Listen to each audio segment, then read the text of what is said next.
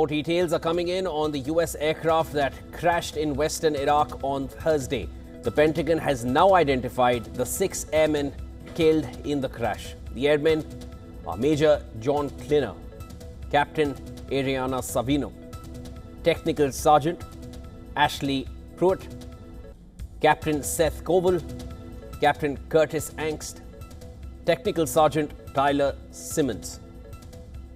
And these are crew members aboard a U.S. Air Force KC-135 Strato tanker refueling aircraft when it crashed in western Iraq. There were no survivors. This happened on Thursday. The U.S. military has said that the incident was not due to a hostile fire and not due to friendly fire either. And that's the big development at this hour. The U.S. has given out names now. The U.S. aircraft that crashed in western Iraq on Thursday, Pentagon has now identified the 6 airmen killed in the crash.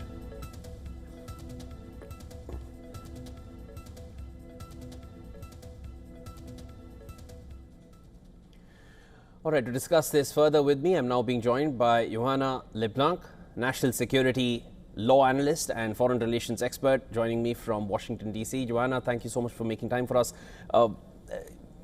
Okay, let's just start with what Trump just said, that Iran is willing to make a deal, but he's not happy with the terms. Is there anything that suggests that Iran is willing to make a deal at this point? Thank you so much for having me. Well, before I answer your question, all I could say is that this conflict is not just about Iran, Israel, and the United States. It sits within a much larger geopolitical landscape that includes the U.S. and certainly China, competition and strategic importance of the Middle East. And as you indicated during the introduction, the Strait of Hormuz has been interrupted as a result of this conflict. And that is a strait that is responsible for a significant portion of the world's global oil, which passes through it. So this conflict has significant implication. Now, is there any indication that Iran is ready to come to the table? Based on my analysis and based on my assessment, I don't believe so. I believe that this conflict could be prolonged for the next 3 to 4 months, if not even longer. Johanna, as far as the weeks are concerned, Trump had initially said 4 weeks, and then it became 4 to 5 weeks. We're already in week 3. How long do you feel US has before they want to back off from this? Because for Iran, it seems like their strategy is clear. Their play is in the Strait of Hormuz, which is going to create pressure across the world, especially on the US as well. And it's US which is on a timeline. I would say, okay, it's Donald Trump who's on a timeline with the midterm elections just months down the line. Iran is in it for their survival. So for them to endure it the longest is more in their favor than it is in US. Do you agree? Absolutely. I agree with you 100%. There is a midterm around the corner.